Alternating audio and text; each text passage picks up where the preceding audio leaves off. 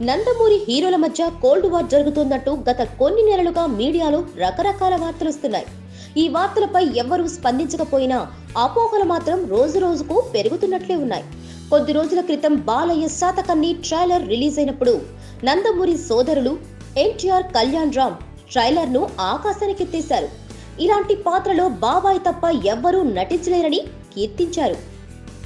దీంతో వీరి మధ్య గ్యాప్ లేదని అందరూ అనుకున్నారు.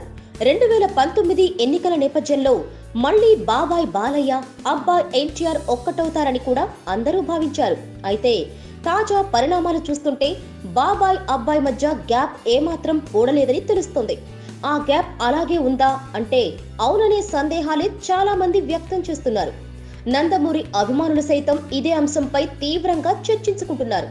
సోమవారం సాయంత్రం తిరుపతిలో గౌతమిపుత్ర శాతకర్ణి ఆడియో ఫంక్షన్ చాలా గ్రాండ్ గా జరిగింది.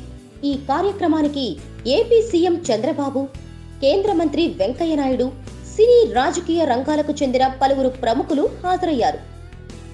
నందమూరి ఫ్యామిలీ నుంచి హరికృష్ణ, కళ్యాణ్ రామ్, జూనియర్ ఎన్టీఆర్ ఎవ్వరూ ఈ వేడుకకు హాజరు కాలేదు. దీనిపై ఎవరికి వారు రకరకాలుగా చర్చించుకుంటున్నారు. ఇండస్ట్రీ వర్గాల ఇన్నర్ టాక్ ప్రకారం శాతకర్ణి టీం నుంచి వీరికి ఆహ్వానాలు అందలేదని తెలుస్తోంది. హరికృష్ణ తనయుడు స్వర్గీయ జానకిరాం పిల్లల పంచకట్టు వేడుక కాకినాడలో ఘనంగా నిర్వహించారు. ఈ వేడుకకు ఎన్టీఆర్, కళ్యాణ్ రామ్లు హాజరై ఏర్పాట్లు దగ్గరుండి చూసుకున్నారు.